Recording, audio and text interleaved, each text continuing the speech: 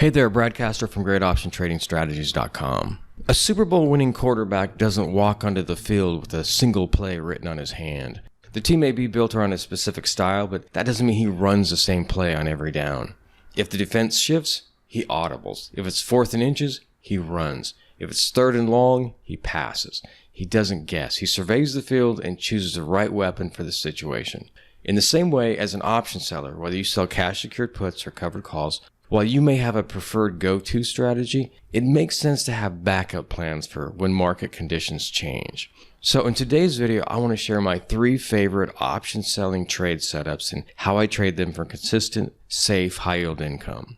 And hey, be sure to watch the whole video and let me know which of these setups and strategies you like best or would be most comfortable trading yourself. And as always, be sure to check out the description section for all the free option selling resources I have for you. It's a lot. Now, as a reminder, inside the Leverage Investing Club, we view ourselves as the insurance company from hell. And I would encourage you to adopt the same mindset. The idea is that we sell lots of premium, but then avoid like the plague ever paying out a claim. The easiest way to do that, of course, is with high quality trade setups and entries so that you have few complications. But this is the stock market after all, and there will be complications. But the true magic of option selling is when you learn how to take a trade that completely goes the wrong way on you and renegotiate, restructure, and repair so that you walk away with still okay to decent returns, and sometimes excellent returns. No joke. As I said in my last video, if you're an option seller, you should not be losing money, except in very rare circumstances. Heads you win, tails Mr. Market loses.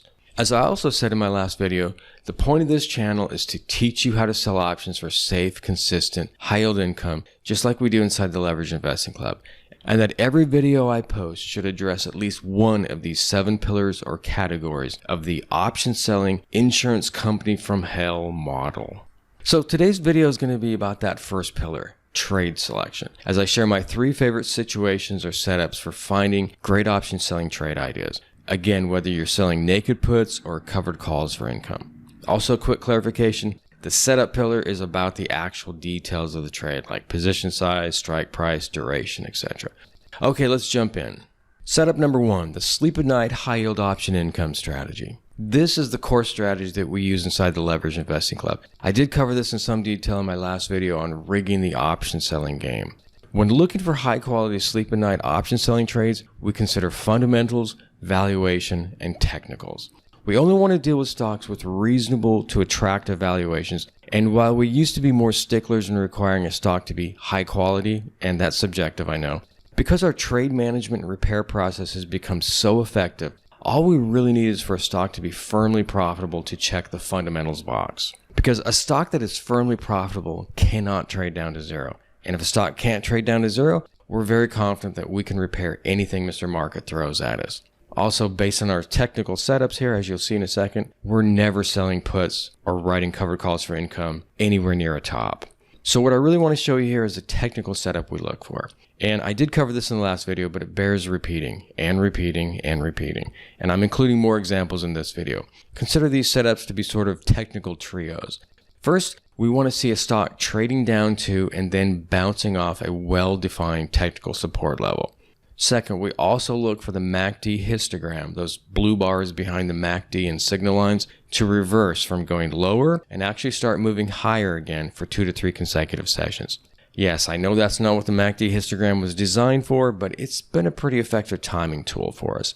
And third, ideally, we want an oversold or recently oversold RSI reading. We don't always get that, it's not required, but when we do get it, it's always very welcome.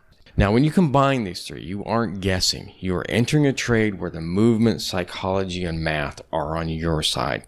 You have to take everything on a case-by-case basis, of course, but I can tell you from years and years and years of doing this, this is a high-quality setup. Again, this is our core approach that we use with an initial target duration, typically in the 3-week to 45-day range. Basically, we're going with the current monthly expiration cycle, or when that starts getting too close, we move on to the following month.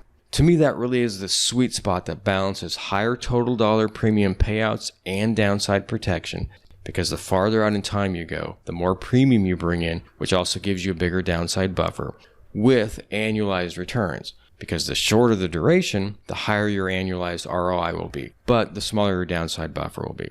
And this duration framework really does work well with this particular setup. It's not so far out that Mr. Market has all the time in the world to take another run at support. And it's not so short that the total dollar payout is on the low side. Remember, by definition, with a stock bouncing off support and a rising MACD histogram, these contracts aren't going to be sold at the money where a lot more time value premium will be. If set up as cash secured puts, they're going to be out of the money, and if set up as covered calls, they're going to be in the money. In fact, what we often see is that a stock will follow through and continue trading higher in the coming sessions so that we're able to lock in the majority of our maximum potential gains in an abbreviated holding period. That's the best of all worlds. We get a nice total payout, a fantastic annualized ROI, and our capital is freed up ahead of schedule to go out and make more of itself. This is exactly the setup and situation I shared in my last video where we successfully exited a winning trade early last week on T. Rowe Price. Pretty textbook setup. Nice bounce off that $95 level, a rising MACD histogram, and while the stock didn't register an oversold RSI reading below 30, it came close. And a very nice trade. T. Rowe continued pushing higher into that resistance area, and we were able to exit and lock in most of our gains in pretty short order. We sold our puts for $1.20 a contract and then bought them back 9 days later for just 25 cents a contract. After commissions and fees, that worked out to be a very sweet 40.03% annualized ROI over the abbreviated holding period. Now here's one we did earlier in the year on Chewy, after it traded down to and then bounced off support in that 37 to 37.50 range. And it looks like the stock did briefly register an oversold RSI reading a few sessions earlier, or it at least came extremely close. Now, admittedly, a better entry probably would have been a couple days earlier because by this time, it looks like we had about 5 consecutive days of a rising MACD histogram. And ideally, we want to pull the trigger after 2 to 3 days.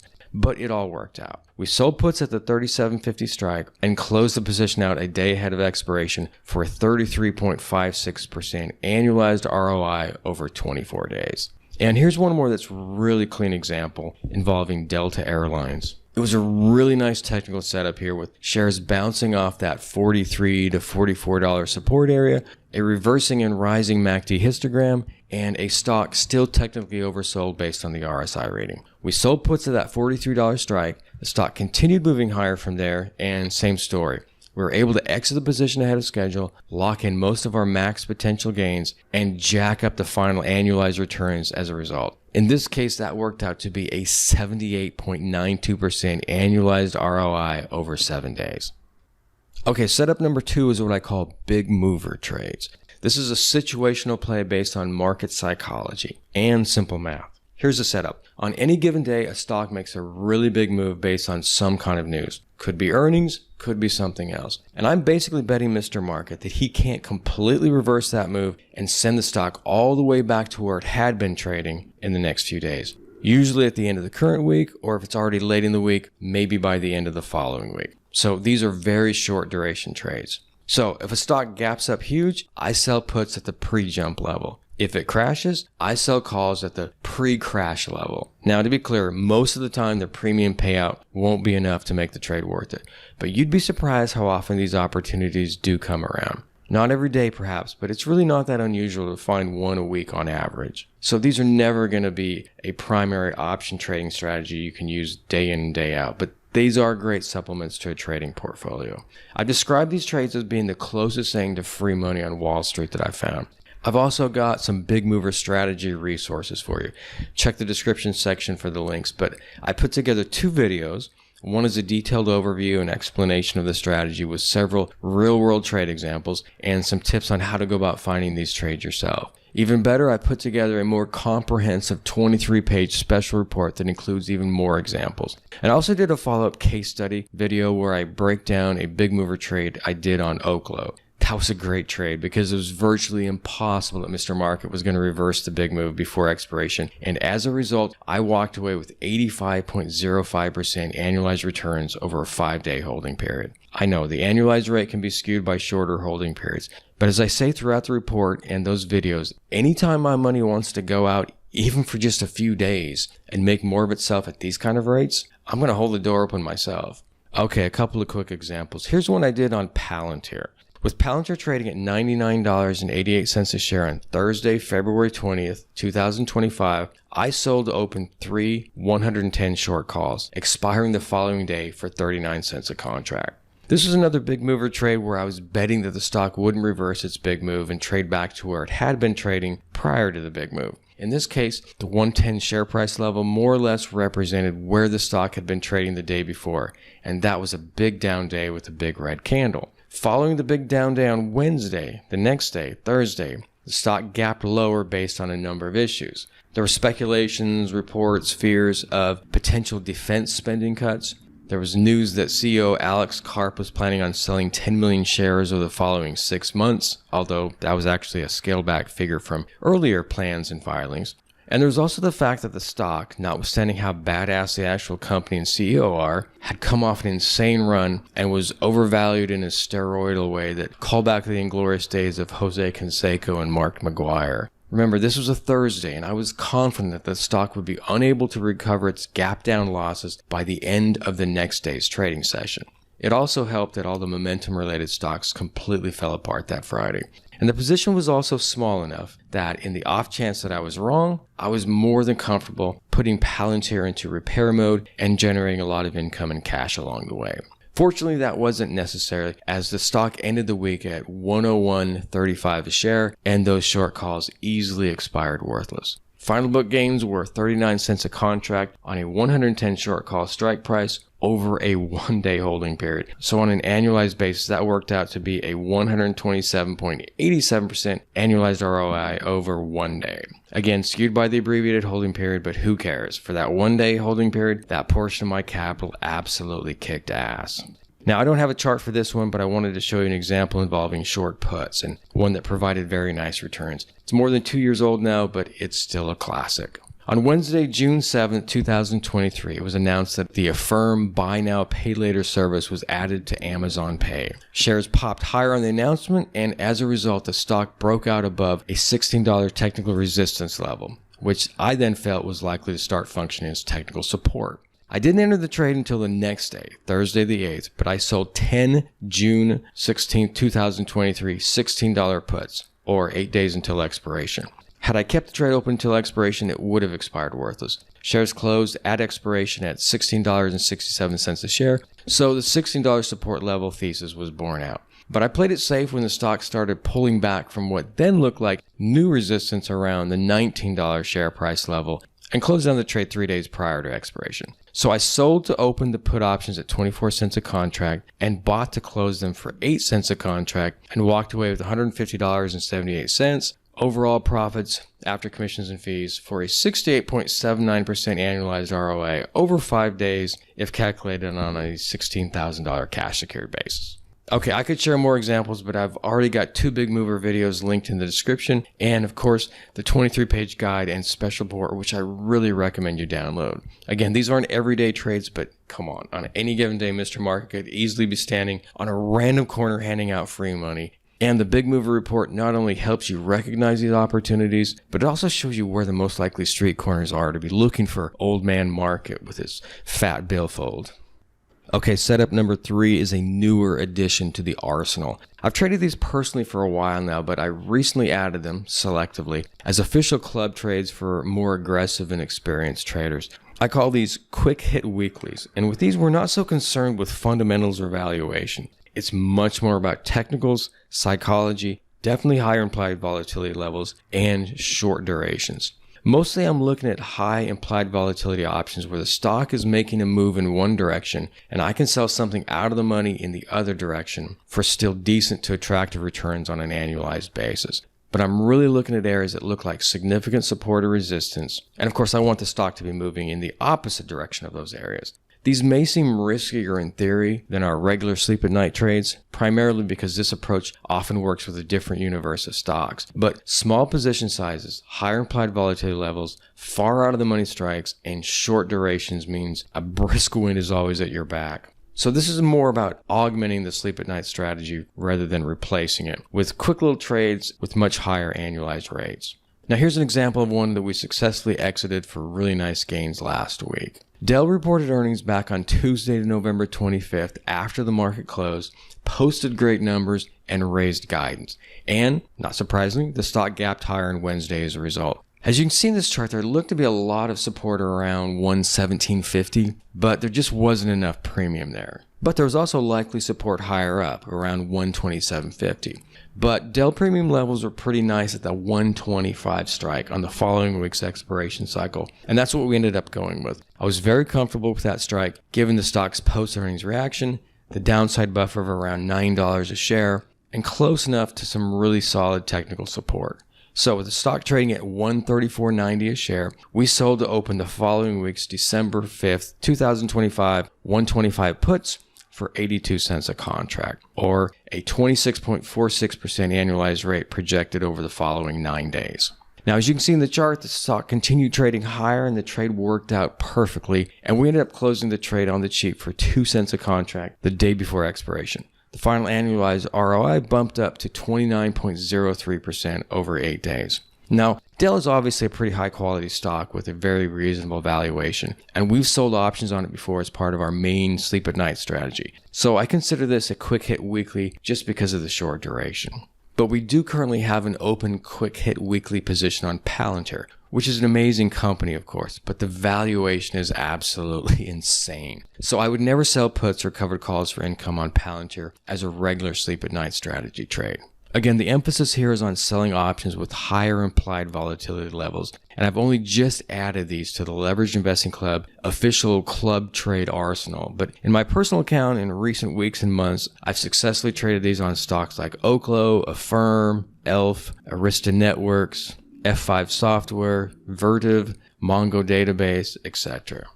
Okay, to summarize, there you have it, my 3 favorite put selling and covered call for income trade setups and strategies. The first one is our sleep at night high yield option income strategy trades that make up the core of our insurance company from hell operations, where we sell puts or covered calls on quality stocks, or at least firmly profitable businesses, when they're trading at attractive to reasonable valuations after they show us that a key support level is holding up just fine. The second one are those special situation big mover trades where a stock makes a big move that we don't believe will completely reverse in the coming days, and the premium levels at the strike price where the stock had been trading make it worth our while.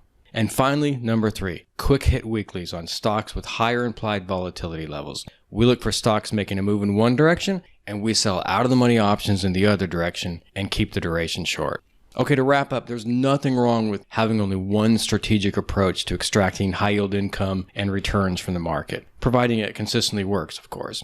We've done that ourselves inside the Leveraged Investing Club for years and years. The beauty of the sleep at night strategy is that we don't just have to sell puts and covered calls on stocks that we don't believe will trade lower or lower by much in the near term. And we call these trades limited downside situations, because we can also flip things around and sell calls or bear call spreads when we find situations where we don't believe a stock will trade higher or higher by much in the near term. So that pretty much covers all market environments. But it can make trading even easier and definitely more fun when you have multiple avenues to ransack Mr. Market's pockets.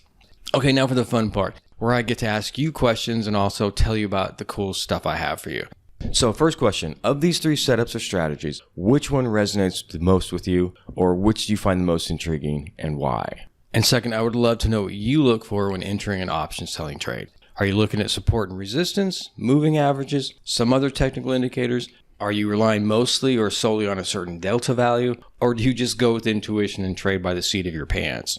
Now, I don't have a specific resource yet for the quick hit weeklies, but again, if you haven't downloaded the 23-page Big Movers strategy report, I really recommend you check it out, along with the other 2 Big Mover videos. Identifying these trade opportunities can be subjective, but as I've said, they're still the closest thing to free money on Wall Street that I've come across. I also do owe you guys a new Big Mover video though, because in the last few months, I actually had a couple of these trades that went against me. Yes, Old Man Market pulled a fast one and did a couple of head fakes on me, but I was able to repair both trades fairly easily, although not overnight, and still walk away with some really nice returns. So it's definitely worth putting a new video together on these trades because it's not free money if you can't fix the occasional hiccup. So be sure you're subscribed so you don't miss that or all the other videos I've got in the pipeline. Also, sign up for the Daily Tips newsletter via the pinned comment below. The newsletter is a tremendous option selling insurance company from Hell Resource and really complements the YouTube channel, as some topics are better suited in article format and some are better suited in video format. Both resources are all about heads you win, tails Mr. Market loses. So unless you're already killing it and can easily find great new trade ideas every week and can consistently turn losing trades into winning trades, the newsletter is a resource you're going to want. You can sign up directly, or there's also a link in the description section below to the Great Option Trading Strategies downloadable library page. Download anything from there, and you'll also begin receiving the daily tips newsletter automatically. Heads we win, tails Mr. Market loses. That means you should be coming out ahead on virtually all of your trades. Okay, until next time.